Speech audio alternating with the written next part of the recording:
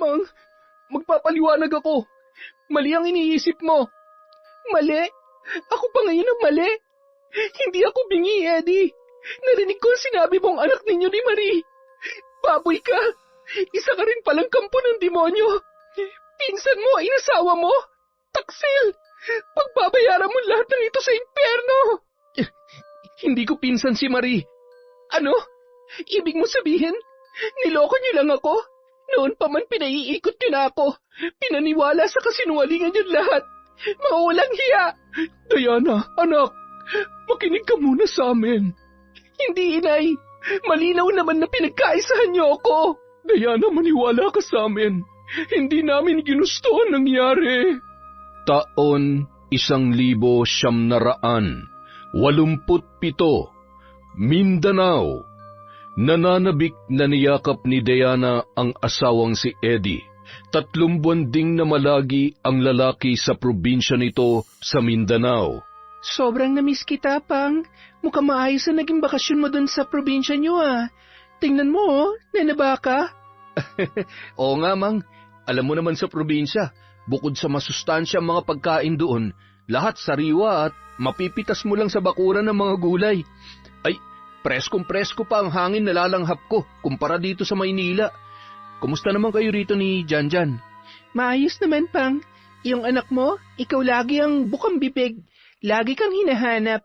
Nung malaman niyang ngayon ang dating mo, ay nako, nagtatalon sa tuwa, sobrang excited. Ayun tuloy, nakatulog na sa kahihintay sa'yo. Pupuntahan ko lang saglit ang anak natin, Mang, ha? Nasasabik na rin ako sa mga yakap at paglalambing ng uniko iho ko, eh. Sige, Pang. Maghahanda lang ako ng hapunan.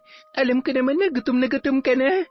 Habang abala si Diana sa kusina, nagkukulitan naman ang kanyang mag-ama sa silid ni Janjan. Nang makatapos sa paghahanda, tinawag na ni Diana ang dalawa saka naghapunan ang pamilya. Sa oras ng kanilang pagtulog, kapwa nananabik ang mag-asawa sa isa't isa. Sa paglipas ng mga araw, naging normal naman ang takbo ng kanilang buhay. Hanggang sa dumating ang isang sulat mula sa probinsya ni Eddie. Pang, may sulat ka. Kanino galing? Marie Macarayo? Sino to, Pang? Hindi pamilyar sa akin yung pangalan niya. Pinsan ko yan, si Marie. Hindi siya nakadalo nung kasal natin, kaya hindi pamilyar sa'yo. Ano daw ang sabi? Hindi ko pa nabuksan ang sulat. Ikaw na magbasa. Tutal, para naman sa'yo yan. Salamat, Mang, ha. Nire-respeto mo talaga ako. Hindi mo binasa yung sulat kahit na may karapatan ka naman kasi asawa kita. Sus, alam mo namang hindi ako pakialamera. Isa pa, ayoko naman pangunahan ka. Kung ano man ang nilalaman yan, gusto kong ikaw muna ang una makabasa at makaalam. Way kaya yun ng pagmamahal at respeto ko sa'yo. O dali na, buksan mo na, Pang. Mamaya na siguro, mukhang hindi naman importante yan. Baka mangungumusta lang. Siya kasi yung lagi kong nakakakwentuhan dun sa amin. Okay, ikaw ang bahala. Asikasuhin ko lang si Janjan, Pang. Maiwan mo na kita, ha? Pagkaalis ni Diana, mabilis na binuksan ni Eddie ang envelope at tiningnan ang nakasulat. Napakuyom na lamang ang lalaki habang nagbabasa. Pagkatapos ay napahawak siya sa kanyang ulo na tila ba namumroblema. Napabuntong hininga din siya, tsaka mabilis na pinunit sa maliliit na piraso ang nasabing sulat bago itinapon sa basurahan. Kaagad siyang kumuha ng ballpen at papel. Gumawa din siya ng sulat para tumugon kay Marie. Habang nagsusulat, makikita ang pagkairita sa kanyang muka. May pagkabalisa at kakikitaan din ng seryosong ekspresyon. Pang, saan ka pupunta? Sa may post office, Mang. Ihuhulog ko lang tong sulat para kay Marie. Ang bilis mo namang sumagot. Ano bang sabi? Nangangumusta lang siya, Mang. Pati sa'yo at kay Janjan. Gusto ko nga raw niyang mamit para makapagkwentuhan naman daw kayo. Ganun ba? Naku, magkakasundo siguro kami niyang pinsan mo, Pang. Para tuloy gusto ko na rin siyang makita. Nagpakawala ng malapad na pagngiti si Eddie sa asawa bago humalik sa noo nito at nagpaalam na. Halos buwan-buwan ay nakakatanggap si Eddie ng sulat mula kay Marie. Gaya ng palaging ginagawa ni Diana ay hindi niya pinakikialaman ang sulat para sa kanyang asawa. Isang umaga, naisipan niyang itanong dito kung pwede niya bang basahin ang mga sulat ni Marie. Ilang beses na rin kasing nagpadala ang babae, ngunit hindi niya pa nababasa ang kahit isa sa mga yon. Nako, Mang, matapos kong basahin, tinatapong ko na. Dagdag basura lang ang mga yun dito sa bahay. Wala namang kwenta, nangungumusta lang. Basura? Alam mo, Pang, yung mga sulat na yan, iniingatan yan. Kasi lilipas at lilipas din ang panahon. At balang araw, pag nagbalik tanaw tayo sa nakaraan, may halong katin tayo na magbabalik sa mga alaalang lumipas. Hindi naman kasi importante ang nilalaman nun, Mang. Puro pangungumusta lang. Hayaan mo, sa susunod, ipapabasa ko muna sa iyo bago ko itapon. Pasensya na, Mang, ha? Naku, ayos lang, Pang. Huwag mo nang alalahanin yon. Isang araw, muli na namang nakatanggap ng sulat si Eddie. Sa pagkakataong yon, hindi na galing kay Marie, kundi galing na sa kanyang mga magulang. Nalukot ang muka ni Eddie nang mabasa ang nilalaman noon, hanggang sa napabuntong hininga na lamang ang lalaki. Anong sabi ng itay at inay mo, Pang? Base sa ekspresyon ng mukha mo, parang hindi maganda nakasaad yan sa sulat na yan, ah. Ay, hindi nga maganda, Mang. May problema kasi. Ano daw? Hindi sinabi kung ano. Ang nakalagay lang, kailangan akong umuwi para ayusin ang dapat ayusin. Anong plano mo? Baka mabigat na problema yan, Pang. Nung huling sulat nila, nagkasakit ang lola mo, hindi ba? Kaya nagbakasyon ka. Tapos, umabot pa ng ilang buwan dahil may taning na pala ang buhay ng lola. Kung uuwi ako, isasama ko kayo, Mang. Paano yan? Magpapasukan na. Kailangan nang pumasok sa school ni Janjan. Sa tingin ko kasi, Mang, hindi basta-basta yung problema eh. Ano kaya kung doon na muna natin pag-aralin yung bata? Doon na muna tayo manirahan. Pero paano na yung trabaho mo rito? Marami naman ako mapapasukan doon, Mang. Isa pa, sanay ako sa buhay probinsya. Kayang-kaya ko kayong buhayin doon. May konting koprahan din sina itay at inay. Tsaka sanay rin ako mangisda. Talaga? Sigurado ka na ba sa desisyon mong yan, Pang? Oo naman. Ayoko magkalayo tayo ulit. Kayong buhay ko, Mang. Mahal na mahal ko kayong dalawa ni Janjan. Sige, ikaw ang bahala. Alam mo namang handa kitang suportahan sa mga desisyon na tingin mo'y makakapagpabuti sa atin. Malaki ang tiwala ko sa iyo, Pang, at handa akong sumama sa iyo kahit saan, kahit sa dulo pa ng galaxy. Galaxy pala, ha? Sige, dadalhin kita sa dulo ng galaxy. Handa ka na bang sumakay sa spaceship ko? Ha? Hep, hep. Mukhang ibang galaxy ang iniisip mo, ha? Umiiral na naman yung kapilyuhan mo, ha? Halika na, Mang. Habang abala pa si Janjan sa mga laruan niya, yanigin na natin ang galaxy. Makalipas ang isang linggong paghahanda, sa wakas ay nakauwi na sa Mindanao ang mag-anak. Manghang-mangha si Janjan sa mga nakikita at kahit naninibago sa paligid, halatang masaya ang bata. Malayo pa bang bahay ni na lolo at lola, Papa? Oo anak, medyo malayo-layo pa. Nasa kabilang isla pa kasi yun eh. Mamaya sasakay tayo ng bangka para makarating doon. Wow, ang saya naman. Papa, araw-araw akong maliligo sa dagat, ha? Oo naman anak. Yay! Narinig mo yon, Mama? Oo, anak. Hindi naman halata na excited ka. Jan, pagdating natin doon, magmano ka agad sa lolo at lola mo, ha? Opo, Mama. Papa, may makakalaro po ba ako doon? Oo, anak. Marami kang pinsan na naghihintay sa pagdating mo. Tapos, sabay-sabay na kayong papasok sa eskwela. Gusto mo ba yon? Yay! May makakalaro na ako! Gustong-gusto ko po, Papa!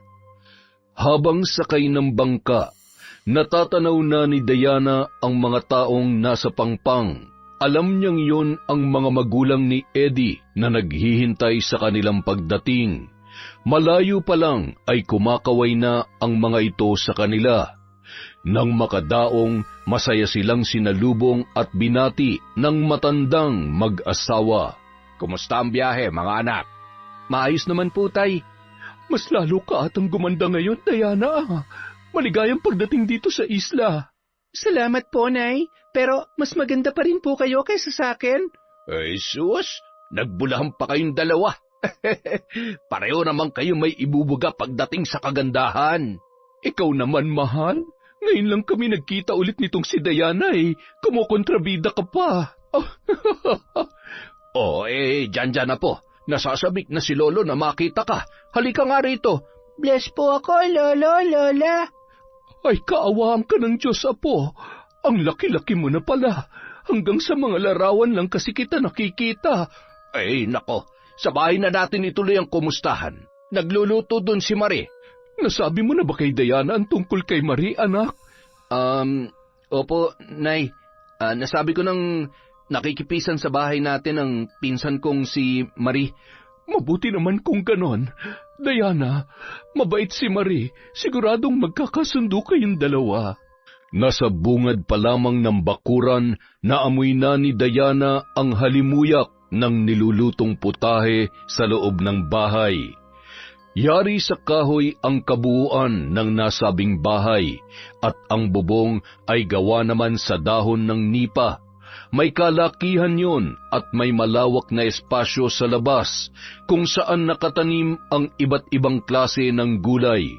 May mga manok din siyang nakikita sa paligid. Preskong-presko ang kapaligiran. Wala nga lamang malapit na kapitbahay. Nakangiting sinasamyo ni Diana ang sariwang hangin nang mabaling ang tingin niya sa isang babaeng lumabas mula sa loob ng bahay. Dire-diretso yung yumakap kay Eddie. May kalakihan na rin ang tiyan ng babae. Mang, siya nga pala si Marie, ang pinsan ko. Kumusta, Marie? Buntis ka pala? Ay, hindi ba naikwento ni Eddie sa'yo, Diana? Oo, buntis si Marie. Kaya dito siya sa amin nakatira para may mag-alaga naman sa kanya. Hindi kasi matanggap ng tatay ko nangyari sa akin, Diana. Kaya pinalayas niya ako. Mabuti na lang at pumayag sina Itay Leopoldo at Inay Amalia na dumito muna ako. Nasaan naman yung nakabuntis sa'yo? Abay, pumasok na tayo sa loob. Doon na natin ituloy ang kwentuhan. Tamang-tama, luto na ang paborito mong tinolang manok, Eddie. Halika na. Napansin ni Diana na nakaangkla ang kamay ni Marie sa braso ng kanyang asawa habang nagpatiuna ng pumasok sa loob ng bahay. Nakasunod naman sila ng kanyang anak. Sobrang close lang talagang magpinsan na yan, anak. Ayos lang po, Nay. Hindi ko naman po binibigyan ng mali siya yan. Asikasong-asikaso ni Marie si Eddie, maging si Janjan. Masaya silang dumulog sa hapagkainan habang nagkukwentuhan. Kumain ka pa, Diana. Hinanda ko talaga yan para sa inyo. Salamat, Marie. Ang sarap mo naman magluto. Ako kasi, prito lang talagang alam kong lutuin eh. Nako, pag may oras tayo, tuturuan kita. Talaga? Aba, gusto ko yan naisip mo. Ang sarap naman tingnan na. Ngayon pa lang ay nagkakasundo na agad kayo. Hindi ba, Eddie? Mahusay magmasahe ang si Diana, Marie. Kaya na-inlove ako dyan eh. Hinding-hindi magagaya o malalampasan ng ibang husay ng pagmamasahe niyan sa akin. Nako, Pang. Talaga namang ibinida mo pa. Totoo naman, mga. Biglang tumayo si Marie at mabilis na tumalikod sa kanyang mga kausap. Saan ka pupunta, Marie? Tapos na po akong kumain, Nay. Sumipa kasi ang baby kaya napatayo akong bigla. Magpapahangin lang muna ako sandali. Tawagin niyo na lamang po ako pag tapos na kayong kumain para mailigpit ko na po yan. Kami na magliligpit nito. Lumanghap ka na muna sa labas ng sariwang hangin. Hindi naman nakita ni Diana ang makahulugang tingin ni Leopoldo kay Eddie na nagpatahimik dito. Hanggang sa matapos silang kumain ay wala nang imik ang kanyang asawa. Eddie, puntahan mo nga muna si Marie. Baka kung mapano yung buntis. Maselan pa naman ang kalagayan niya. Isama mo na rin pauwi dito, anak. Halos kalahating araw yun napagod dahil sa paglilinis at pagluluto dito sa bahay. Kailangan niya makapagpahinga. Pinuntahan ni Eddie si Marie sa may kuprahan. Alam niyang doon naglalagi ang babae kapag sumasama ang loob noon. Umuwi ka na raw, sabi ni Itay. Bakit mo ba ginagawa sa akin to, Eddie? Alam mo namang hindi ito tama, di ba? May pamilya ako, may anak, may asawa. Mahal na mahal ko sila. Hindi mo ba naiintindihan yun? Bakit? Anak mo rin naman itong dinadala ko Ikaw ang dahilan kung bakit pinalayas ako ni tatay sa pamamahay namin. Anong ako? Makinig ka, Marie. Ikaw ang gumawa niyan sa sarili mo. Kung hindi mo ko tinabihan nung lasing na lasing ako dahil sa pagkamatay ni Lola, hindi yan mangyayari sa'yo. Bakit? Hindi mo ba gusto yon? Ikaw lang ang may gusto nun. Plinano mo nga, di ba? Alam mo naman pamilyado ko, pinagsisiksikan mo pan sarili mo. Bakit ka pa umuwi dito kung wala ka naman palang pakialam sa akin at sa magiging anak natin? Sinunod ko lang ang kagustuhan ng mga magulang ko. Alam mo, wala nagbabago sa mga sinabi ko nun sa'yo bago ako bumalik sa Maynila. Napilitan na akong pumayag sa setup na to dahil ayaw kong may masamang mangyari sa mga magulang ko. Iniiwas ko lang ang pamilya ko sa kapahamakan. Alam mo naman na hindi kita mahal, Marie. Ginagawa ko lang to para sa kaligtasan nila itay at inay. Sana naman malinaw yun para sa'yo. Pero mahal kita, Eddie. Gagawin kong lahat para makita mong nagpapakatotoo lang ako. Handa ako makipagkaibigan kay Diana, makipagkasundo, kahit na nasasaktan ako. Kung gusto mong manatili sa pamamahay ng mga magulang ko, wag na wag ka magkakamaling ipaalam kay Diana ang lahat ng ito. Dahil kahit ano pa mangyari, si Diana pa rin ang paulit-ulit kong pipiliin. Handa akong mamatay para sa pamilya ko, Marie.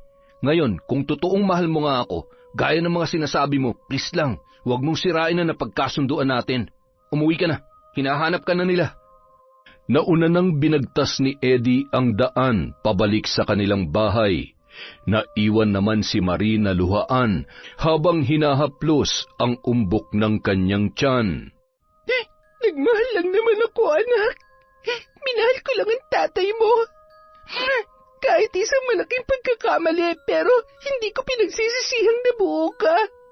Gagawin kong lahat para mahalin din niya tayo. Handa ako magtiis at magsakripisyo, anak ko. Kinagabihan, kinausap ni Leopoldo ang anak habang sina Diana at Janjan ay natutulog na. Sa labas ng bahay, sa may babuyan, masinsinang nag-usap ang mag-ama. Eddie, hindi ko nagustuhan ang ginawa mo kanina. Oo nga't asawa mo si Dayan at mahal na mahal mo, pero anak, isaalang-alang mo rin siya ng nararamdaman ni Marie. Bakit niyo ba kasi ako pinauwi, tay? Masaya na ako namumuhay sa Maynila kasama mag-ina ko. Malapit ng mga anak si Marie. Kailangan nasa tabi ka niya pagsapit ng oras na yon. Hindi ka naman sana mamumroblema ng ganito kung hindi mo siya ginalaw. Tay, siyang gumalaw sa akin. Lasing na lasing ako noon. Paggising ko nakita ko na lang na magkatabi kami at kapwa hubot-hubad. Nangyari na nangyari. Gawin mo na lang ang mga obligasyon mo, Eddie. Bago ka pa man sinulatan ng iyong inay, nagpulong-pulong na kami tungkol sa magiging sistema ng dalawa mong asawa. Umalingaw-ngaw sa pandinig ni Eddie ang huling mga kataga ng kanyang ama. Oo nga, dalawa na ang kanyang asawa, si Diana at si Marie. Muling bumalik sa isipan ni Eddie ang mga nangyari noong nagising siya na bigla na lamang katabi ang kanyang pinsan. Isang malakas na suntok ang gumulat sa kanya mula sa tatay ni Marie. Galit na galit ang matanda na gusto na siyang tadtarin gamit ang matalas na itak nito. Naguguluhan man kung bakit nagwawala ang matanda ay pinilit niya pa ring pakalmahin ang sarili. Nang mapagtantong hubot-hubad siya kasama si Marie na ganoon din ang itsura, ay napamura na lamang ang lalaki. Nasa batas ng tribo ni na Marie na kapag nagalaw sila ng isang lalaki, dapat na silang pakasalan nito. Hindi bali na kung may asawa man o wala.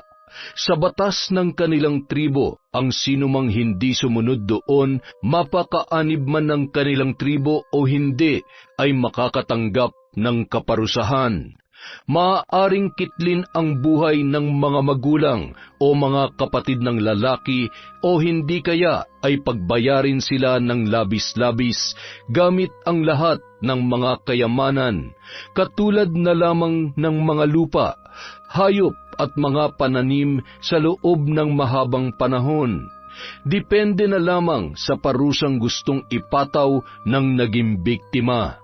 Sa kaso ni Eddie, buhay ng mga magulang nito ang gustong maging kabayaran ng tatay ni Marie dahil sa siya ay may asawa na. Kung hindi magpapakasal si Eddie kay Marie sa ritual ng pag-iisang dibdib ng kanilang tribo, malalagay sa alanganin ang buhay ng kanyang mga magulang. Kaya labag man sa kalooban ni Eddie na pakasalan si Marie sa pamamagitan ng tribo ng babae, ay hindi na siya tumutol pa. Kasalanan naman talaga niya dahil kahit alam niyang inaakit na siya ni Marie, ay hindi niya ito nilayuan. Akala niya kasi hindi maiisip ng babae ang ganoong kabaliwan, makuha lamang ang kanyang kagustuhan. Halos lahat ng tao sa munting islang yon ay sumaksi sa pag-iisang dibdib nina Eddie at Marie. Ang iba ay naawa sa lalaki, ang iba naman ay sinisisi siya. Gayunpaman, ang lahat ay nagkasundo na sa oras na dumating sa isla ang tunay na asawa ni Eddie, magiging tikom ang kanilang bibig para sa kapayapaan ng lahat.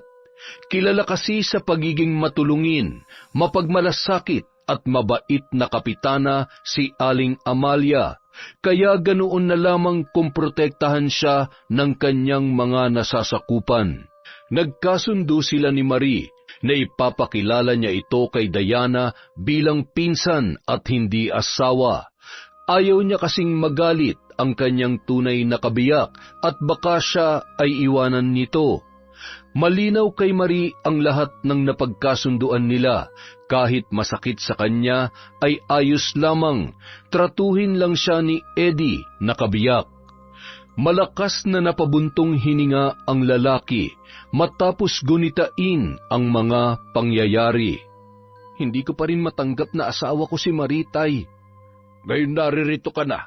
Sanayin mo ng sarili mong tratuhin siya bilang asawa. Alam kong nagmamanman ang mga katribo ni Marie at oras na makarating sa ama niya na hindi mo siya tinuturing na asawa, tiyak magugulo na naman ang nananahimik nating buhay. Ay, ang hirap naman nito, Tay. Pero gagawin ko pong lahat para sa inyo ni Inay. Ako na po ang bahala. Salamat, anak. Alam kong malalampasan rin natin ang mga pagsubok na ito. Sa bawat araw na nagdaraan, pinipilit ni Eddie na maging patas para kay Marie. Pang, maglalaba ka? Oo, hindi na kasi kaya maglaba ni Marie, Mangi. Malapit na kasi siyang manganak. Naku, ako na maglalaba para sa kanya. Ang mabuti pa, samahan mo na lang siya maglakad-lakad. Mas makabubuti yan para sa kanya. Para naman hindi na siya gaano mahirapan sa panganganak. Pang, asan na ba yung nakabuntis kay Marie? Ha? Hindi ko rin alam, Mangi. Ayaw niya kasing sabihin kung sino. Basta ang alam ko, may asawa na yung nakabuntis sa kanya. Kawawa naman pala si Marie. Nabiktima ng walang hiyang lalaki. Ewan ko ba kasi sa mga lalaki na may asawa na hindi pa nakukontento? Naghahanap pa ng iba, tapos kapag nakabuntis, iiwanan na lang ng basta-basta. Mga kampon talaga sila ng demonyo. Sadyang halang ang mga kaluluwa. Hindi naman siguro lahat ng lalaki mapagsamantala, Mang. Yung iba, siguro, baka nabiktima rin lang. Alam mo, may mga babaeng naghahanap lang ng pagkakataon na makaisa sa mga nakukursunadahan nila. Ay, yan ang imposible, Pang. Wala namang bubuka kung walang magpapabuka sa bulaklak na hindi nalalanta. Pero agree naman ako sa sinabi mong hindi lahat ng lalaki ay mapagsamantala. Kasi ikaw ang patunay nun. Hindi ba, Pang? Oo. Oo naman, Mang. Iba talaga ako sa kanila. Sa paglipas ng ilang linggo, naging magaan ang loob ni Diana kay Marie. Mabait kasi sa kanya ang babae. Diana, magluluto ako ng ginataang alimango. Kumakain ka ba nun? Oo naman, Marie. Alam mo, ako na lang ang magluluto. Huwag ka na magkikilos kasi anumang oras baka manganak ka na. Turuan mo na lang ako. Sige ba? Diana, pwede ba akong sumama sa'yo sa koprahan? Maghahatid ka ng baon para kay Eddie, hindi ba? Oo naman. Habang nagluluto ang dalawa, Nagkukwentuhan sila at nagtatawanan sa mga ganap sa kani-kanilang mga buhay, hanggang sa napunta ang usapan kay Eddie kung gaano ito kabuting ama at asawa at kung gaano ito kamahal ni Diana. Diana? Paano kung isang araw malaman mong may ibang asawa pala si Eddie? Anong gagawin mo? Ano ba naman yung tanong mo, Marie? Imposible magkaroon siya ng asawa bukod sa akin. Kasal kami. Sa mata ng Diyos at sa mata ng batas, bawal na siyang ikasal kanino man. Kunwari lang naman. Halimbawa lang, anong gagawin mo? Siyempre, magagalit ako. Sino ba naman na matutuwa doon, hindi ba? Pero depende pa rin sa sitwasyon kung mapapatawad ko pa ba siya o hindi. Kung nauna pa sa akin yung isa, maunawaan ko siguro pero hindi ko matatanggap na may kabit siya. Hindi ko siya mapapatawad sa pagtataksil niya. Sisirain ko ang buhay nilang dalawa. Iba ako kapag nagalit ako, Marie. Nakakagawa ko ng mga bagay na hindi na ipapaliwanag ng siyensya. Grabe ka naman pala, Diana. Pero alam kong hindi ka naman pagtataksilan ng pinsan kong si Eddie. Mahal na mahal ka noon. Oo, alam ko yan, Marie. Kaya nga, mahal na mahal ko rin talaga siya eh. Saglit na nagpaalam si Marie kay Diana. Pumasok siya sa kanyang silid at doon ay umiyak ng umiyak. Wagas talaga ang pagmamahalan ng dalawa at kailangan may gawin siya para magkalabuan sina Eddie at Diana. Gagawa siya ng paraan para manlamig si Eddie sa kanyang asawa. Hanggang sa isang desisyon ang kanyang nabuo. Hinimas-himas niya pa ang kanyang tiyan habang napapangiti. Anak, hindi magtatagal. Mapapasatin din ang lubusan ng iyong ama. Maghintay ka lang. Isang dapit hapon, habang nasa kuprahan sina Eddie at Diana kasama si Leopoldo, naiwan naman sa bahay si Janjan kasama si Marie. Samantalang abala naman si Amalia sa barangay hall. Tita Marie, ano pong ipapangalan niyo sa baby niyo? Hanggang ngayon hindi ko pa alam, Janjan eh. Ang dami kasing pumapasok sa isip ko, kaso palagay ko hindi naman bagay kay baby. Sabi ni Mama, gusto daw akong i-junior ni Papa noon, kaso hindi pumayag si Mama, Tita. Bakit naman daw? Ewan ko po. Tita, ano kaya kung Ed na lang ang ipangalan mo sa baby mo kapag lalaki? Di ba astig po yun? Ed? Parang Eddie? Opo, di ba wala namang papa yung baby mo? Eddie, hindi siya pwedeng isunod sa pangalan ng papa niya. Ed na lang po, tita. Magugustuhan po ni papa yon. Sige. Magandang pakinggan. Ed, ang galing mo talaga, Janjan. Pero hindi pa naman natin alam kung lalaki ba o babae ang baby. Gusto mo bang sumama sa akin? Maglakad-lakad tayo dun sa may buhanginan. Sige po, wala din naman po kasi akong makalaro. Nasa kuprahan po sila. Hindi naman ako pinapayagang pumunta doon kasi baka maamoy ko yung usok sa ginagawang kopra. May ubo pa naman ako. Ano pang hinihintay mo? Tara na! Isinama ni Marie si Janjan sa may tabing dagat. Ilang metro lang din ang layo noon mula sa kanilang tinutuluyan. Malalakas ang alon nung mga sandaling yun na bumabangga sa malalaking bato. Nagpalinga-linga si Marie sa paligid habang si Janjan naman ay nawiwiling pinagmamasdan ang paghampas ng mga alon. Janjan, nakikita mo ba yung nakapatong sa malaking bato? Yung parang kabibi po, tita? Oo, yun nga. Pwede mo ba yung kunin para sa akin? Hindi na kasi ako pwedeng sumampa sa mga bato eh. Baka madulas ako at baka kumapano pa tong baby. Sige po, tita. Ako na po ang bahala.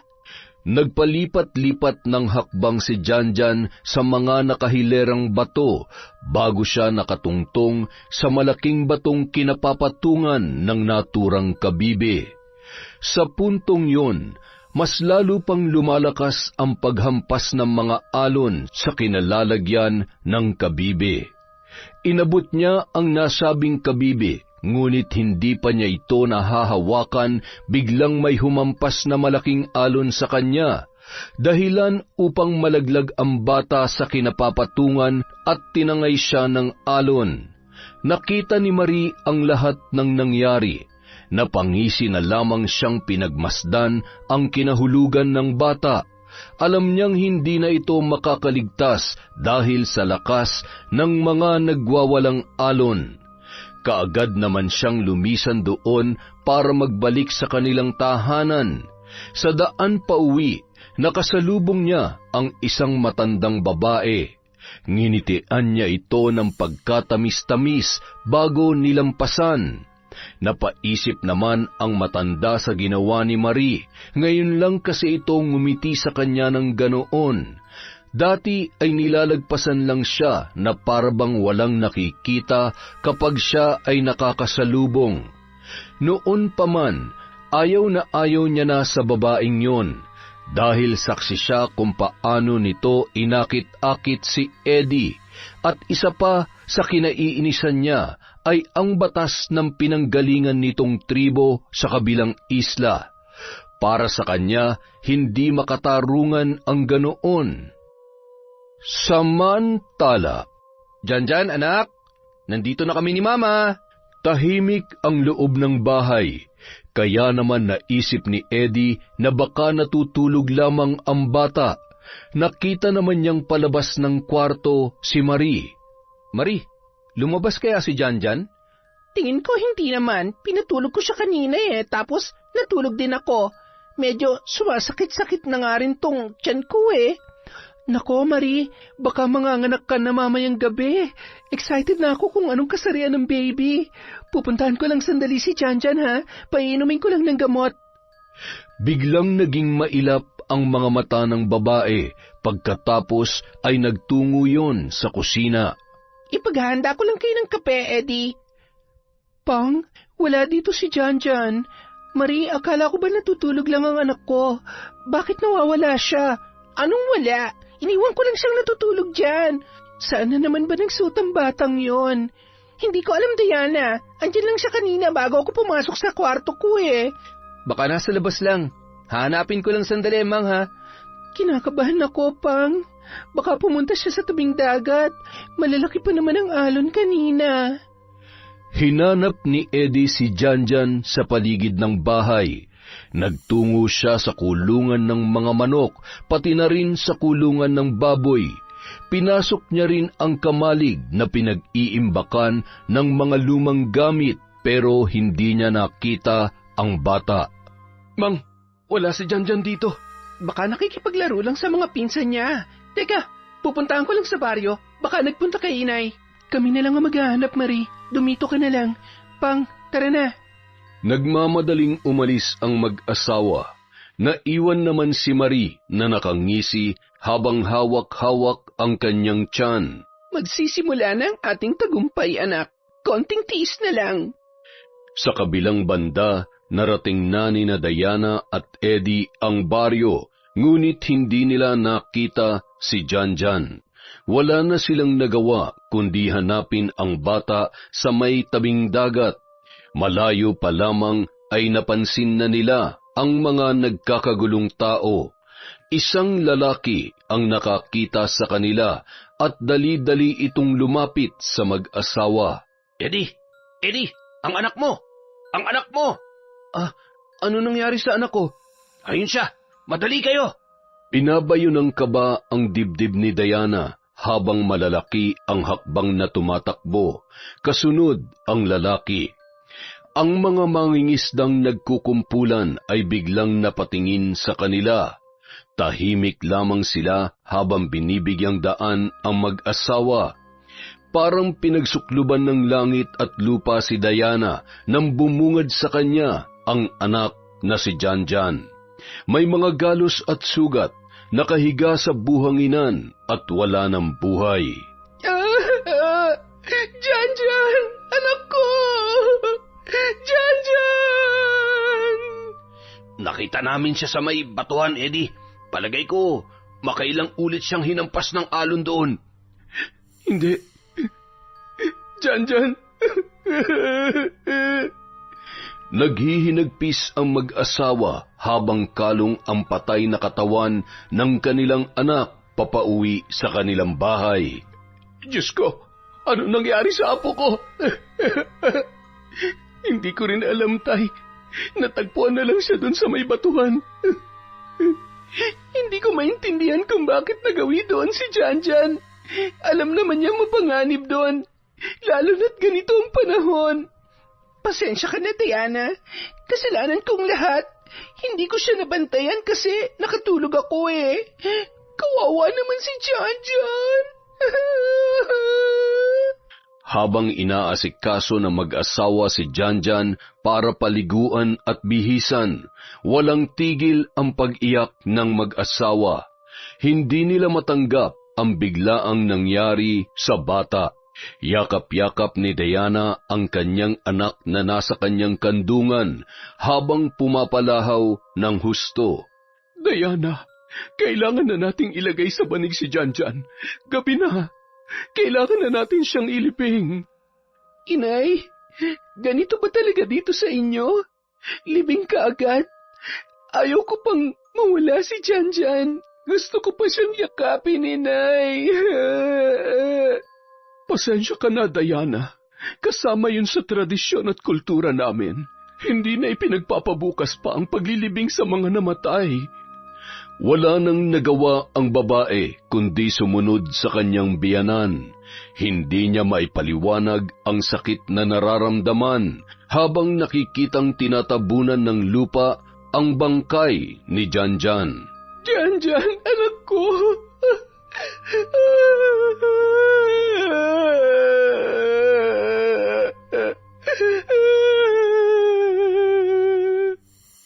Nasa tradisyon na ng mga taga-isla na matapos mailibing ang patay ay babantayan ang puntod nito sa loob ng 9 na gabi. May paniniwala kasi sa kanila na kapag iniwanan kaagad ang puntod, huhukayin yon ng isang nilalang na tinatawag nilang busaw. Isang uri umano ito ng aswang na kumakain ng patay na tao. Mang, umuwi ka na. Magpahinga ka na sa bahay. Kami na lamang ang magbabantay dito. Hindi, dito lang ako, Pang. Hindi ko iiwan si Janjan.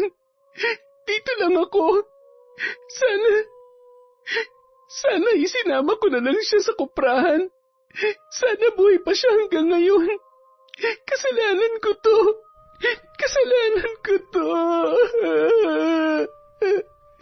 Wala may kasalanan, Mang. Sadyang mahilig lang talaga si Janjan na maglaro sa tabing dagat. Walang dapat sisihin dahil aksidente ang nangyari sa kanya. Eddie, kailangan mong umuwi. Manganganak na si Marie. Manganganak na? Mang, pupuntahan ko lang si Maria. Pero bakit pa? Nandun naman yung kumadrona at si Inay. Kailangan si Eddie doon, Diana. Huwag ka mag-alala. Kasama mo naman magbabantay dito ang itay mo at ang ilan sa mga kalalakihan. Sige na, maiwan na namin kayo. Pang, ngayon mo pa talaga ako iiwan? Kailangan ka namin dito, Eddie. Babalik din naman ako, Mang. Saglit lang to. Nadagdagan ang sugat sa puso ni Diana nang piliin ni Eddie na puntahan si Marie kesa ang damayan siya. Napaisip siya kung gaano nga ba kahalaga sa asawa si Marie dahil nakuha pa nitong iwan siya gayong kamamatay lamang ng kanilang anak. Kinabukasan, pag-uwi ni Diana sa kanilang tirahan, nakita niya si Eddie. Kinakalong nito ang sanggol ni Marie. Pinakatitigan niya ang asawa at mukhayong masayang-masaya. Nakangiti ka pa? Samantalang kalilibing lang ng anak mo, Eddie. Anong klase kang ama? Napabuntong hininga na lamang si Diana dahil sa rumaragasang hinanakit sa kanyang dibdib. Nilagpasan niya ang kanyang asawa at nagtungo sa kanilang silid. Gusto niyang ipahinga ang sarili pero hindi niya magawang umidlip. Lagi niyang naaalala ang anak, ang anyo nito nang matagpuan nila sa dalampasigan. Muli siyang humagulhol. Hindi niya kayang tanggapin ang pagkawala ng kanyang pinakamamahal na anak. Gusto niyang kumuha ng lakas loob sa asawa, ngunit parang lumalayo ito sa kanya. Mas inaatupag pa noon si Marie at ang bagong silang na sanggol kesa ang siya'y damayan at maging sandigan niya. Mang, kumain ka na. Nagluto si Mama ng tinolang manok. Wala akong gana. Pilitin mong kumain, Mang. Magkakasakit ka niyan. Huwag mo na akong pakialaman. Kakain ako kung gusto ko. Ano ba nangyayari sa iyo, Diana? Bakit parang nagagalit ka sa akin? Ha? Tinatanong mo pa kung ano nangyayari sa akin? Bakit hindi mo tanungin ang sarili mo kung ano nang nangyayari sa iyo, ha, Eddie? Mang, alam ko nararamdaman mo. Hindi rin madali para sa akin ang lahat. Pero tibayan mo ang loob mo. Nandito ako. Humugot ka sa akin ng lakas ng loob. Kailangan natin ng lakas ng isa't isa para malampasan ang problema natin. Kaya natin to, Mang. Magtiwala ka lang. Mahigpit na niyakap ni Eddie ang kanyang asawa. Gumaan naman ang pakiramdam ni Diana dahil doon. Naisip niya na masyado lang siyang naging makasarili. Hindi niya inisip kung ano rin ang nararamdaman ng kanyang asawa. Kakayanin natin to, Pang. Basta bigyan mo lang ako ng lakas ng loob para lumaban. Sa ikalawang gabi ng pagbabantay, hindi na naman nakasama si Eddie dahil kailangan niyang samahan si Marie. Hindi pa sanay ang babae sa pag-aalaga ng sanggol, kaya si Eddie ang naging katuwang nito. Hanggang sa natapos na lamang ang 9 na gabi, si Leopoldo at ang ilang mga kalalakihan lang ang nakasama ni Diana sa pagbabantay sa libingan ni Janjan. Ang mga pagtatampo ni Diana sa asawa ay nadagdagan pa nang minsan niyang makita na tila isang masayang pamilya sina Marie at Eddie. Masayang nakatunghay ang dalawa sa natutulog na sanggol. Ang himbing ng tulog ng baby Ed namin. Aba, ang ganda naman ang pangalan ng baby namin na yan. Pero mamayang gabi, gising na gising yan. Mapupuyat na naman kami. Oo naman, magandang lalaki din kasi ang tatay niya. Tingnan mo, manang-mana. Mang, Mang, halika. Tingnan mo ang baby, oh. Ang cute-cute niya, oh. Oo, ang cute nga. Idlip lang ako. Ilang gabi din kasi akong puyat. Babawi lamang ako ng lakas. Sa bawat araw na nagdaan, hindi mapigilan ni Diana ang manibugho kay Marie. Pakiramdam niya ang lahat ng atensyon ng kanyang asawa ay nasa babae at nasa anak na nito. Kapag umuuwi galing trabaho si Eddie, ang bata kaagad ang kanyang inaatupag. Ni hindi na siya nagagawaran ng halik ng kanyang asawa dahil puro sa bata lang ang atensyon nito sa tuwing pupunta sa koprahan o di kaya ay papalaot. Kung may dalang pasalubong naman, mas marami ang ibinibigay niya kay Marie. Hindi yun nagugustuhan ni Diana kahit pa pinaliwanag na ni Eddie na mas kailangan ni Marie ng mga pagkain dahil nagpapadede yon. Hanggang sa isang araw, hindi na siya nakatiis pa. Pakiramdam niya ay sasabog na siya kapag hindi niya nailabas ang kanyang saloobin.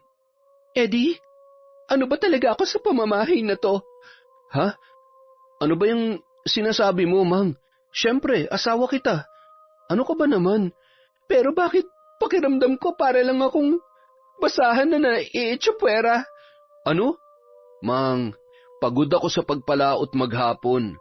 Wala akong panahon sa kung ano man trip mo ngayon. Mahal mo pa ba ako, Eddie?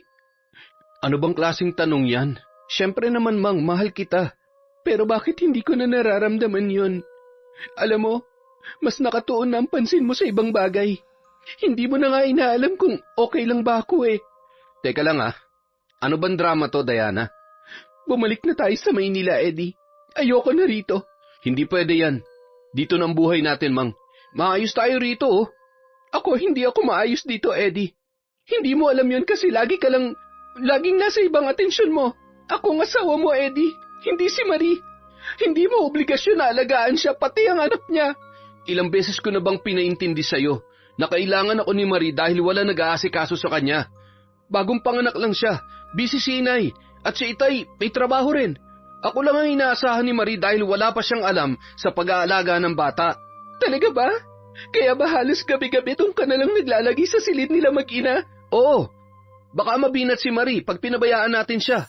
Mang, dapat ikaw ang unang nakakaintindi ng mga bagay na yun dahil dumaan ka rin sa ganoong kalagayan. Kaya ba, pati sa pagbabantay ng puntod ni Janjan wala ka? Kasi sanay na ako sa mga ganong bagay, ha? Alam ko na kung paano mag-adjust kasi ilang beses na akong namatayan ng kapamilya. Ganon ba? Alam mo, Eddie, sawang-sawa na akong makipagkompetensya dyan sa anak ng pinsan mo. Hindi ko nga naramdaman na ipinagluksa mo ang pagkamatay ni Janjan dahil nabaling ng atensyon mo dyan sa batang yan. Hindi mo kasi naiintindihan, Diana. Pues, paintindi mo sa akin ngayon ang lahat. Hindi na nakapagsalita pa si Eddie. Napakamot na lamang siya ng ulo ng mga sandaling yon. Hindi mo maipaliwanag, hindi ba? Kasi wala ka naman talagang pakialam. Wala na akong halaga sa'yo. Samantala, dinig na dinig ni Marie ang pagtatalo ng mag-asawa. Napapangiti na lamang siya habang tinatapik-tapik ang anak na natutulog. Nangyayari ng lahat ng plano ko, anak. Mabubuo na rin tayo sa wakas. Sa oras na umalis si Diana sa pamamahay na to, ganap na magiging ate ng ama mo. Nasa tabing dagat si Diana para ilabas ang lahat ng sama ng loob, galit at ang pait na kanyang nararamdaman. Nag-uunahang nagngingilid ang kanyang mga luha nang tapikin siya ng isang matandang babae. Ayos ka lang ba, iha? Kanina pa kita pinagmamasdan mula doon sa malayo. Magsisinungaling po ako sa inyo kung sasabihin ko na ayos lamang ako. Sobrang masama po ang loob ko ngayon. Pasensya na po kayo. Hindi ko lang talaga mapigilang ilabas ang nararamdaman ko. Alam mo, matagal na akong naninirahan dito sa isla. Kilala ko ang bawat taong nandirito. Yang si Kapitana Amalia, napakabait niyang tao, matulungin at patas sa pakikitungo. Si Leopoldo naman, kahit palabiruyang kuminsan, nakakasiguro kung isa siyang mabuting tao. Lahat ng mga anak nila, pinalaki nila sa pagmamahal. Bakit niyo po sinasabi yan? Hindi naman po silang nagpapasakit sa akin. Wala po akong may pipintas sa mga biyanan ko. Alam ko, Diana. Alam ko ring naguguluhan ka na sa sitwasyon mo ngayon. Hindi ba? Si Eddie po kasi. Ayaw ko makialam dahil ayaw ko ng gulo. Pero isa lang ang masasabi ko. Magmatsyag ka sa paligid mo. Huwag mong hayaang masira kayong dalawa ni Eddie. Mahal ka niya, ngunit mahal din niya ang mga magulang niya. Ano pong ibig niyong sabihin? Makiramdam ka, Diana. Nasa paligid mo lang ang mga kasagutan. Matapos makipagtitigan ang matanda kay Diana, nagpaalam na ito sa kanya. Naguguluhan naman ang kanyang isipan dahil sa makahulugang turan nito. Matapos ang ilang minutong pamamalagi sa tabing dagat, naisipan na ni Diana na umuwi sa kanila. Tahimik lang siyang naglalakad papasok sa kanilang bakuran nang maulinigan niya ang kanyang pangalan. Dala ng kuryosidad, dahan-dahan siyang humakbang para makinig sa usapan. Eddie, kailangan nang malaman ni Diana ang lahat. Naaawa na ako sa sitwasyon ng asawa mo. Ramdam kong hindi na siya nasisiyahan dito. Alam kong mahal na mahal mo siya. Hindi mo kayang ipagtapat ang tungkol kay Marie. Pero anak, Mas makakahinga ka kung malalaman niya ang totoo. Hindi na tayo nagiging patas kay Diana. Nasasaktan na natin siya. Hindi, Nay. Ayoko mawala sa akin ang asawa ko. Oras na malaman niyang katotohanan, isusumpa niya ako at hihiwalayan. Kung patatagalin pa natin ito, ay mas lalong magiging komplikado ang lahat, anak. Tay, hindi ko kayang mawala sa akin si Diana. Pero napamahal na rin sa akin ang anak namin ni Marie. Umalingaw-ngaw sa kaibuturan ng pandinig ni Diana ang huling mga kataga na sinabi ni Eddie. Naitakip niya nang wala sa loob ang mga kamay sa kanyang bibig habang nahihilam sa luha ang kanyang mga mata. Nanginginig siya at parabang sasabog anumang oras hanggang sa hindi niya na mapigilan ang kanyang nararamdaman. Anak niya ni Marie ang bata, Eddie? Kaya pala ganun na lamang ang pag-aaruga mo sa kanila. Mga walang hiya, mga baboy, inanakan mo ang sarili mong pinsan. Hayop ka sa laman, hayop ka, manloloko. Mang, magpapaliwanag ako. Mali ang iniisip mo. Mali? Ako pa ngayon ang mali. Hindi ako bingi, Eddie. Narinig ko ang sinabi mong anak niyo yun ni Marie. Baboy ka. Isa ka rin palang kampo ng demonyo. Pinsan mo, inasawa mo. Taksil, pagbabayaran mo lahat ng ito sa impyerno. Hindi ko pinsan si Marie. Ano? Ibig mong sabihin, niloloko niyo lang pala ako? Noon pa man pinaikot na ninyo ako. Pinaniwala sa mga kasinungalingan niyong lahat. Mga walang hiya. Diana, anak, makinig ka muna sa akin. Hindi, Nay. Malinaw naman na pinagkaisahan niyo ako. Diana, maniwala ka sa amin. Hindi namin ginusto ang nangyari. Anong hindi? Nay, napakalaki ng respeto ko sa inyo. Tapos, malaman-laman ko na niloloko niyo lang pala ako. Ang sakit-sakit nun. Napakasakit. Paano ko pa kayo paniniwalaan? Gayong sinira niyo ang tiwala ko. Diana, anak, nakikiusap ako sa iyo. Makinig ka muna sa amin. Gusto kong maging malinaw ang lahat sa iyo bago mo kami husgahan, anak.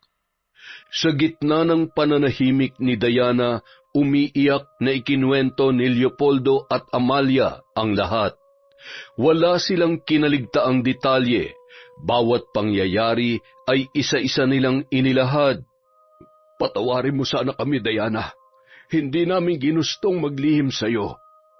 Gusto lamang namin na maging patas sa inyo ni Marie. Hindi kayo naging patas, Nay. Nagmukha akong tanga sa harap ng marami. Niyakap ni Eddie ang kanyang asawa, subalit itinulak lamang siya nito. Alam kong hindi mo ako mapapatawad, Mang. Pero pinili ko ang ganitong sitwasyon para makasama kita. Alam kong iiwanan mo ako pag nalaman mong nagtaksil ako sa iyo. Pero sinusumpa ko. Ikaw ang mahal ko, Mang. Mahal na mahal kita, higit pa sa buhay ko.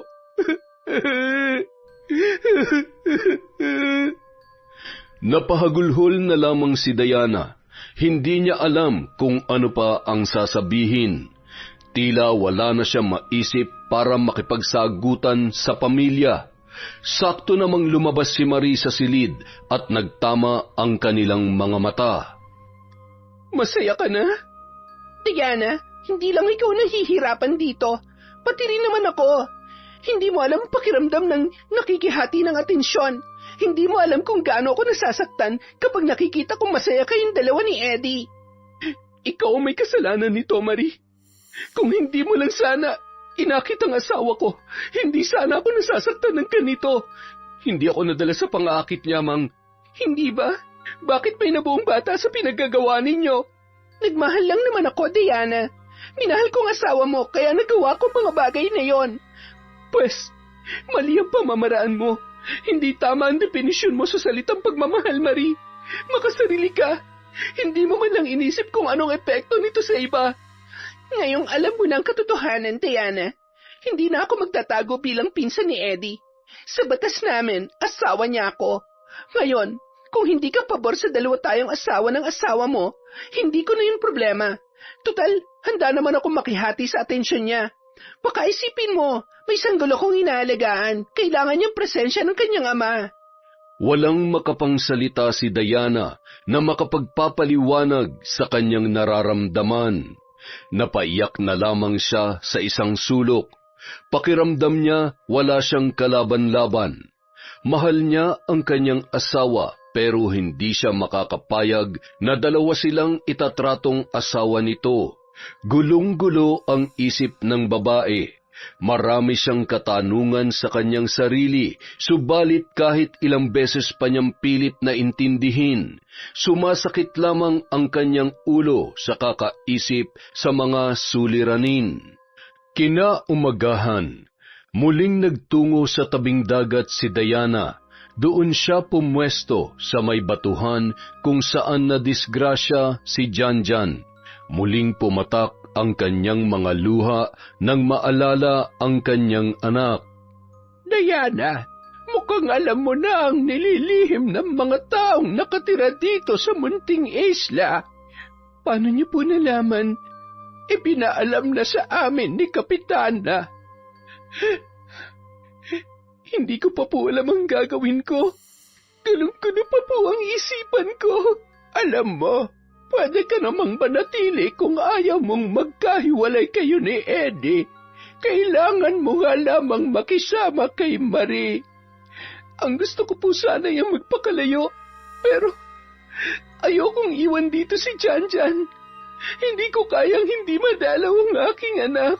Diana, nung panahong matagpuan si Janjan na wala ng buhay, nasaan si Marie noon? Nasa bahay. Hindi niya po alam na lumabas si Janjan kasi natutulog daw po siya. Hindi na kasi siya naglalabas ng bahay nung panahong yon dahil malapit na nga siyang manganak. Sa katunayan, pinatulog pa daw niya ang anak ko bago niya iniwan sa loob ng kwarto. Saka na lamang siya nagising pagdating namin. Ganoon ba? Pero nakasalubong ko siya noong hapon na yon. Kagagaling ko lang noon sa kuprahan ninyo. Nagulat pa nga ako dahil nginitian niya ako. Hindi naman niya kasi ginagawa yon sa tuwing nagkakasalubong kami. Ano pong ibig niyong sabihin, Tandang Elma? Hindi kaya may kinalaman si Marie sa nangyari sa anak mo, Diana? Dahil kung wala, bakit siya magsisinungaling sa inyong mag-asawa? Napakunot na lamang noon ng noo si Diana. Mukhang may dapat siyang malaman dahil sa mga sinabi ni Tandang Elma. Kinagabihan, piniling mapag-isa ni Diana sa loob ng kanilang silid. Kahit labag sa kalooban ni Eddie na hindi siya nito pinapapasok, binigyan pa rin niya ng espasyo ang asawa. Naiintindihan niya yon dahil sa kanilang mga pinagdadaanan. Sinaradong mabuti ni Diana ang kanyang silid. Tinanaw niya sa labas ng bintana ang bilog na buwan at hinanda ang kanyang sarili sa gagawin.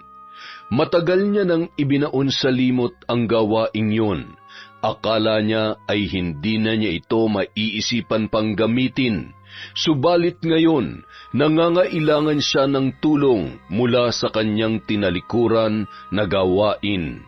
Sa aking pagsambit ng pangalan mong nag-iinit, dinggin ang aking hiling, Panginoon ng dilim.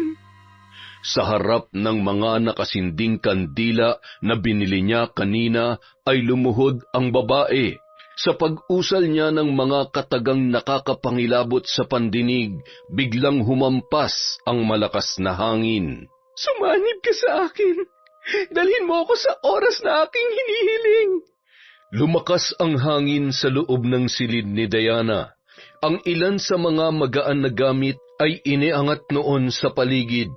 Ang damit ni Janjan na huling suot nito ng kanyang matagpuan ay napapalibutan ng mga kandila.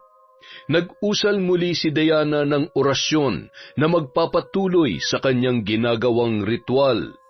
Biglang namatay ang apoy sa mga kandila at lumukob ang dilim. Sandaling nangisay si Diana. Pakiramdam niya niyayanig ang buo niyang pagkatao. Hanggang sa naramdaman niya ang pag-angat ng hangin sa kanya. Nanatili siyang kalmado, hindi inaalis ang mga kamay niyang nakapatong sa kanyang mga hita habang nakapikit ang kanyang mga mata. Sa isang iglap, biglang dinala si Diana ng kanyang isipan sa panahon at oras kung saan nag-uusap sina Janjan at Marie, hanggang sa dumako ang mga yon sa tabing dagat. Nanginginig sa galit si Diana nang masilayan kung paano iniwan ni Marie ang kanyang anak habang tinatangay ng humahagupit na alon. Sa pagmulat ng kanyang mga mata, nanginginig ang babae sa galit na dinampot ang damit ng kanyang anak na si Janjan. Sinadya niyang pagkamatay ng anak ko. Ipag-ihiganti kita sa kanya. Matitikman niya ang aking galit. Ngipin sa ngipin, laman sa laman, anak sa anak.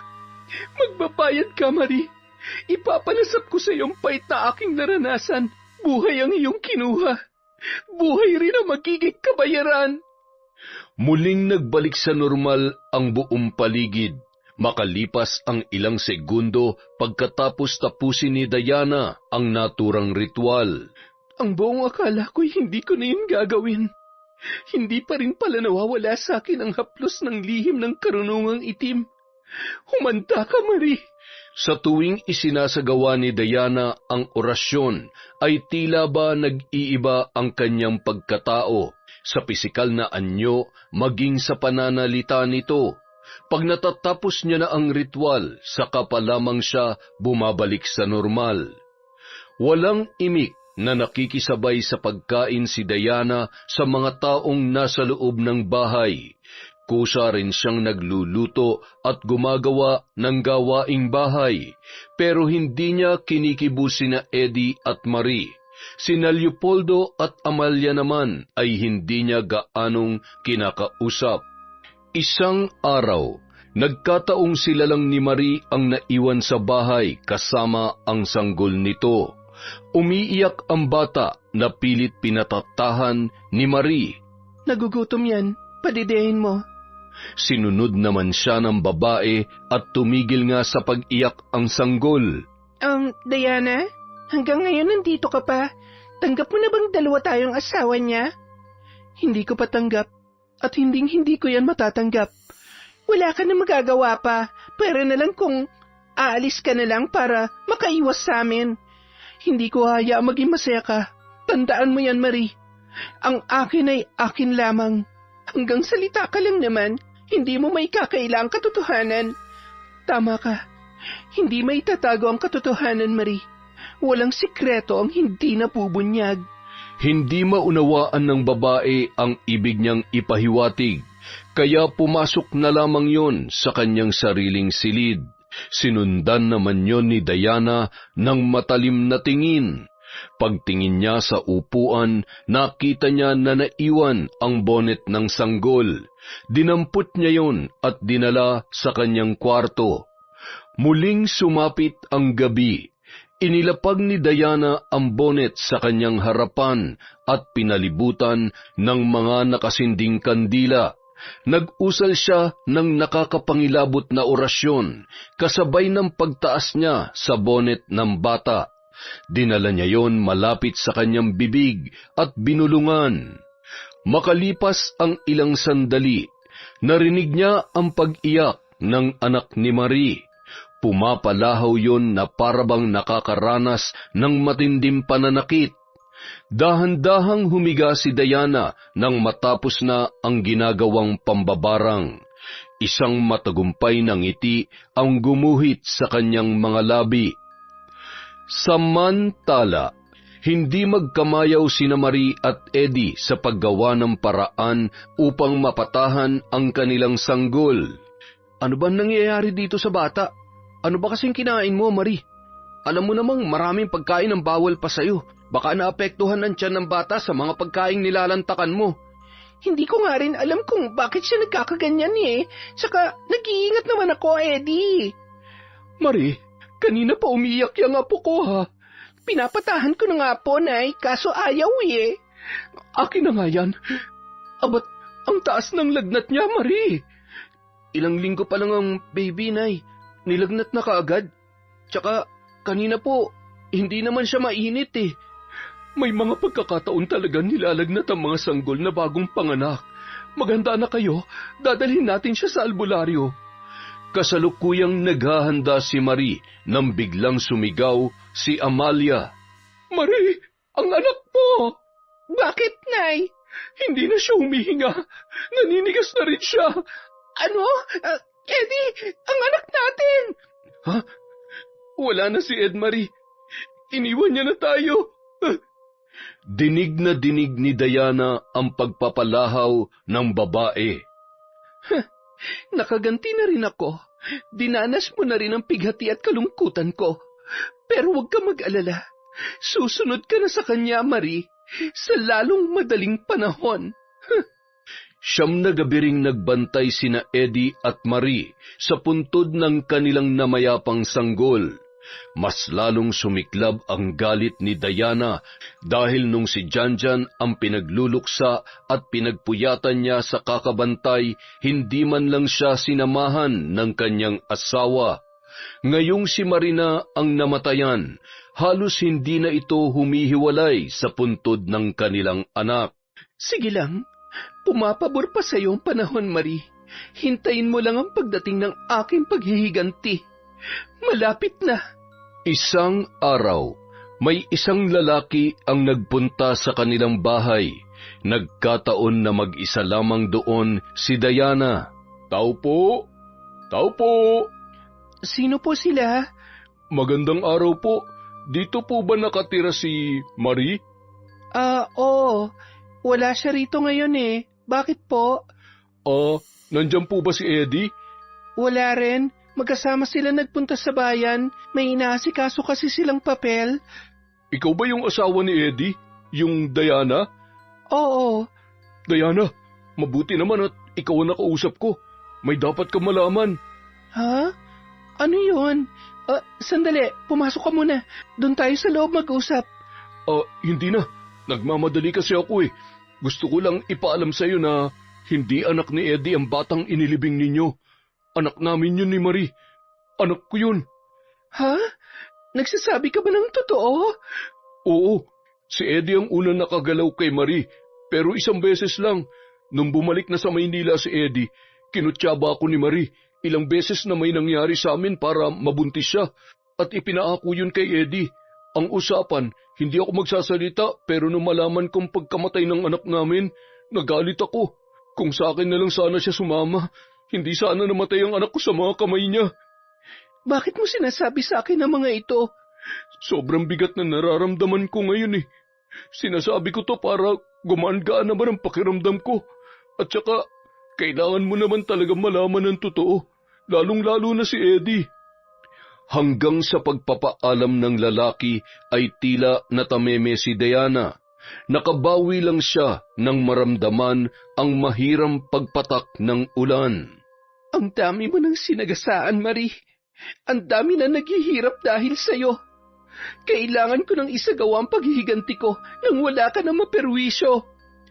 Habang kumakain ng hapunan at nagkukwentuhan ang kanyang mga biyanan, biglang naisingit ni Diana sa usapan ang pagdalaw ng lalaki. Pinakatitigan niya si Marie na halatang namumutla. Ano daw bang kailangan ng lalaking yun kay Marie, Diana? Sa palagay ko, Tay, si Marie nang dapat sumagot sa tanong niyong yan. Ang lahat ng kanilang mga mata ay tumuon kay Marie. Bakit akong sasagot? Malamang hindi ko naman alam ang dahilan. Tsaka, hindi ko naman kilala yon. Hindi mo kilala, Marie? Ilang kasinungalingan pa bang kailangan mong sabihin para lang mapagtakpan ang kawalang hiyaan mo? Ano bang pinagsasasabi mo, Diana? Total lahat naman tayo nasasangkot sa mga pinaggagawa mo. Ako na lang ang magsasabi sa kanila kung anong koneksyon mo sa lalaking yon. Ano ba, Diana? Gagawan mo lang ako ng kwento para magmukha ako masama sa tingin ni na Itay at Inay, lalong-lalo na kay Eddie. Bakit ka naman magmumukha masama? Alam ko na. Masama palang ipaako mo kay Eddie ang anak mo sa ibang lalaki? Mang, ano bang pinagsasasabi mo?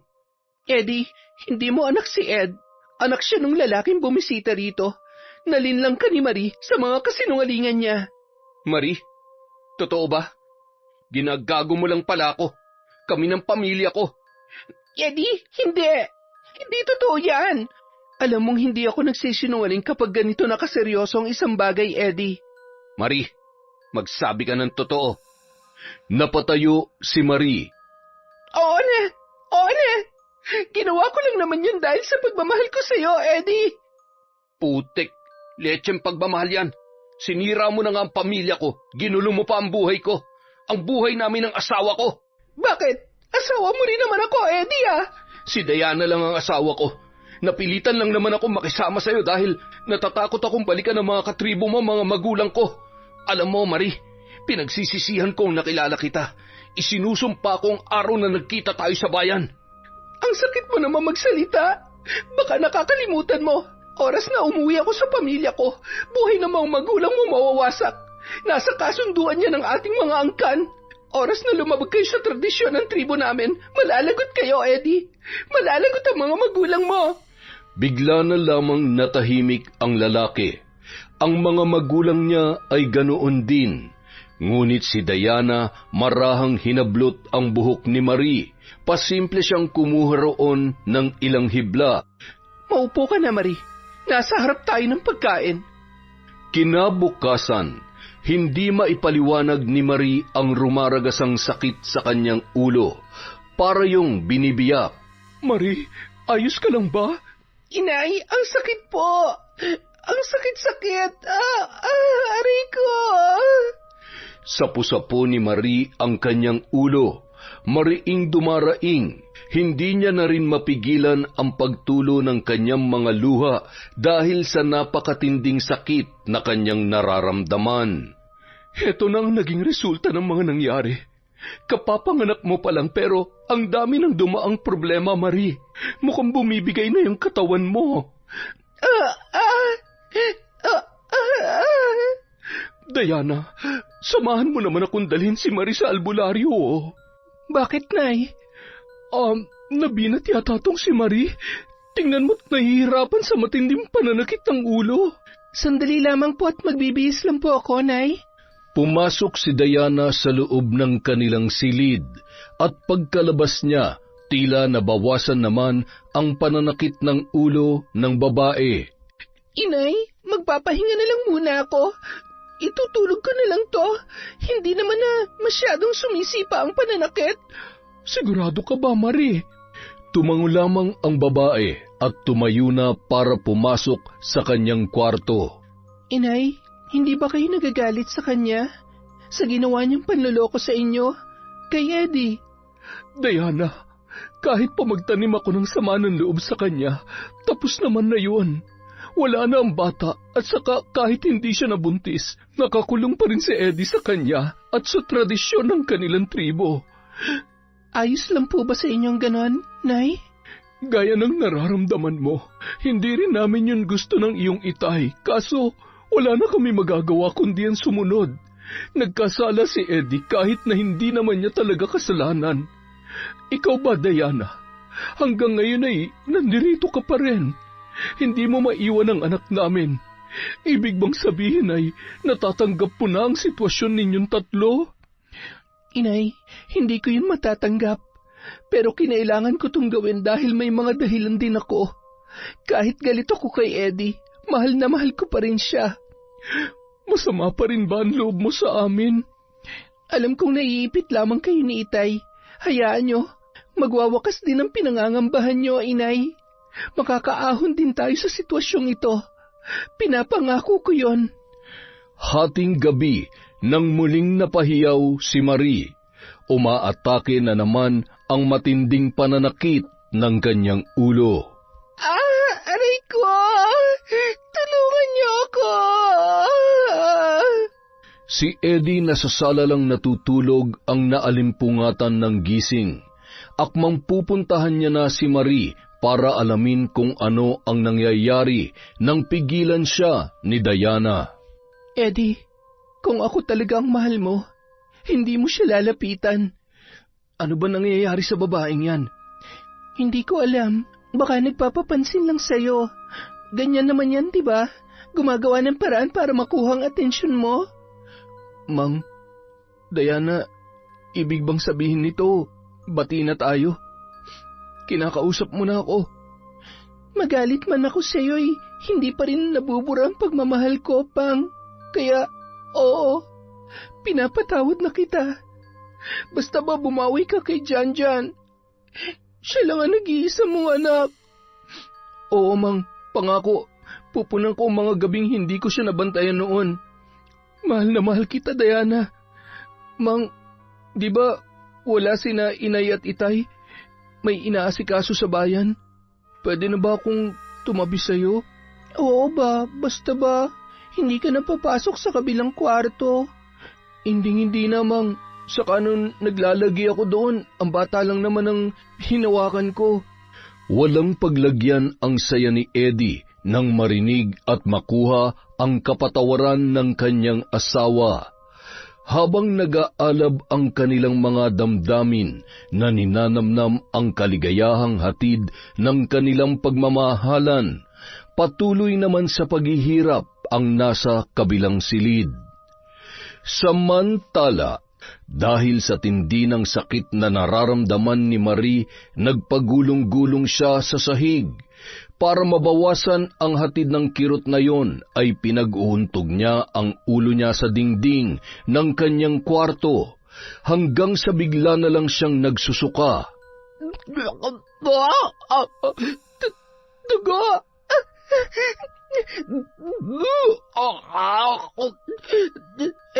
Eddie, tulungan mo!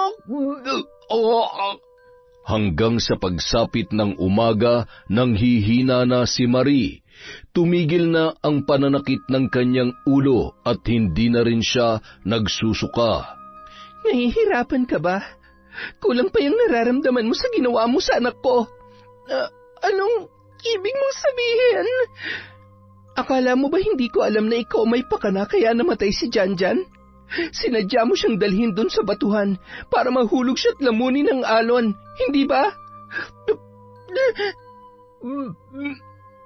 Paano mo nalaman yan? Marie, nakalimutan mo na bang sinabi ko sa'yo noon? Kapag nagagalit ako, nakakagawa ko ng mga bagay na hindi maipaliwanag ng iba. Nagkamali ka ng kinalaban. Anong? Yung nararamdaman mo ngayon, hindi lang yan simpleng binat. Kamandag yan ng sumpa ko na siyang kikitil sa buhay mo. Sinungaling ka! Sinasabi mo lang yan para matakot ako sa'yo. Gaya nga ng sinabi ko noon, hindi ako nagsisinungaling.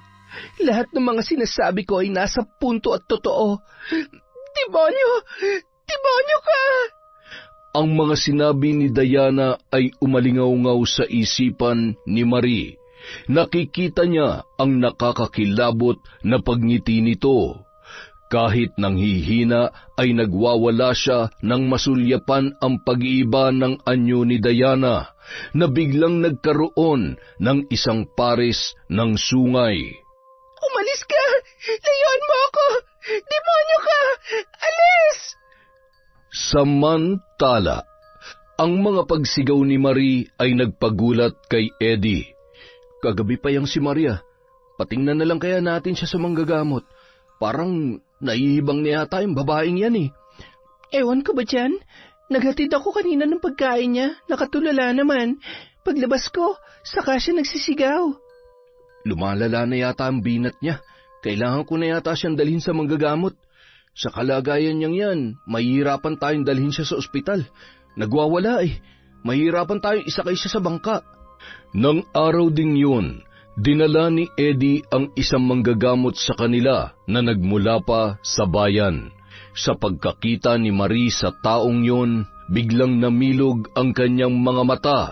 Sumiksik siya sa isang sulok habang nanginginig. Anong gagawin mo sa akin? Lumayo ka! Marie, makisama ka naman. Manggagamot siya. Tutulungan ka niyang gumaling mula dyan sa karamdaman mo. Hindi. Alam kong isa siyang demonyo, Eddie. May mga sungay siya. Natatakot ako sa kanya. Eddie, tulungan mo ako. Ilayo mo siya sa akin. Ilayo mo siya. Habang umaatungal, nakarinig pa ang babae ng nakakatakot na bulong. Lubayan niyo na ako! Sumasakit ang ulo ko! Mukhang hindi ko makakayang pagalingin ang karamdaman niya, Eddie. Ang kailangan niya ay isang doktor sa pag-iisip. Pasensya ka na, pero hindi yun saklaw ng kakayahan ko. Kahit nagpahayag na ang manggagamot na hindi niya kayang pagalingin si Marie, sinikap niya pa ring malapatan ng mga halamang gamot ang babae.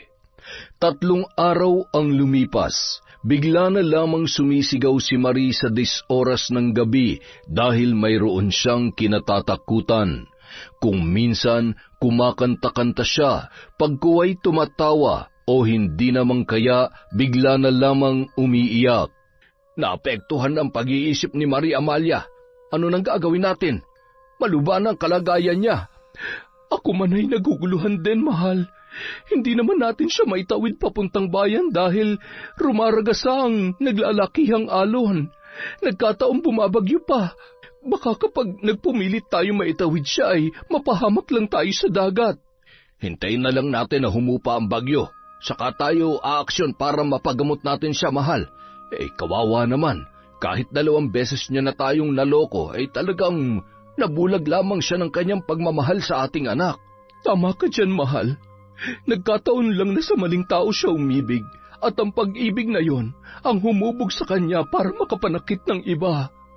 Habang pinakikinggan ni Diana ang nababaliw na babae, napapangisi na lamang siya. Oo nga't binarang niya ito at pinatawan ng sumpa ng pagkabaliw gamit ang hibla ng buhok ni Marie. At sa araw-araw na dinadalhan niya ito ng pagkain, may inilalagay siya sa ilalim ng unan noon na mga insekto. Isang umaga, hindi pa rin tumitila ang pagbuhos ng ulan na sinasabayan pa ng malakas na hangin. Nabulabog ang buong kabahayan nang sumigaw na naman si Marie ng napakalakas. Sa pag-aalala ni na Amalia at Leopoldo, kaagad nilang tinungo ang silid nito. Maging sina Diana at Eddie ay nagkukumahog din para tingnan kung napano ang babae. Sa pagbukas nila ng pinto, bumungad sa kanilang harapan ang nakangising si Marie. Nakaupo ito sa sahig at pinaglalaruan ang mga naisuka niyang dugo. Kung dati ay ilusyon lamang niya ang mga nakikitang dugo sa kanyang pagsuka ng mga laway, ngayon ay totoo na. Eddie, sa wakas magiging akin ka na. Napatay ko na si Diana. Wala nang sagabal sa pagmamahalan nating dalawa. Marie, ano bang ginagawa mo? Huwag mong paglaruan yan. Dugo ito ng pinakamamahal mo si Diana. Pinatay ko na siya. Gaya ng ginawa ko sa anak ninyo. Kitang-kita ko kung paano siya lamunin ng mga alon. Kitang-kita ko ang paghihirap niya at kung paano siya humingi ng tulong sa akin nang malaglag siya sa malaking batong yon. Pero hindi ko siya tinulungan. Bakit pa? Plano ko naman talaga siyang patayin. Anong sabi mo? Pinatay mo ang anak ko? Papatayin din kitang babae ka. Eddie, anak, maghunos dili ka. May sakit siya. Hindi niya alam ang mga pinagsasasabi niya, Eddie. Kasabay ng paghalakhak ni Marie, bumulwak ang masaganang dugo mula sa kanyang bibig hanggang sa may lumabas na patay na mga insekto. Unti-unting nangisay ang babae hanggang sa tumirik na ang kanyang mga mata at naputol na ang kanyang hininga. Diyos ko! Marie! Marie! Kasabay ng unti-unting pagtila ng ulan ang naging katapusan ng buhay ni Marie. Mabilis na nakarating sa kanyang mga katribo ang naging kasawian ng babae. Wala nang nagawa pa ang kanyang tatay kundi tanggapin na lamang na siya ay wala na. Mayroon naman kasing makapagpapatunay na namatay si Marie dahil sa iniindang karamdaman at hindi siya basta-basta na lamang pinatay. Ang lihim ni Diana na isa siyang mambabarang ay hindi niya na sinabi pa sa kanyang asawa. Itatago niyang lihim yun hanggang sa kanyang kamatayan. Pang, sana naman, hindi na maulit pang kamalian mo noon. Hindi na, ma'am. Ayoko nang makulong pa sa mga pangyayari maglalagay sa atin sa alanganin. Salamat dahil hindi mo ako binitawan sa kabila ng ating mga pinagdaanan. Muling namuhay ng mapayapa at masaya ang mag-asawa at muli rin nabiyayaan ng anak. Hindi lang isa, kundi 4 na mapagmahal na mga anak. Tunay ngang pagkatapos ng unos, sisilay din ang liwanag na magpaparamdam sa atin ng kapayapaan. Yon, maraming salamat po sa walang sawang pagsuporta sa Kwentong Enteng. Pasensya na po, uuwi lamang po tayo na Maynila mula dito sa Iloilo. Pasensya na po, sa susunod na upload natin, babawi po ako sa inyo ng shoutout ulit. Again, maraming salamat mula sa Kwentong Enteng.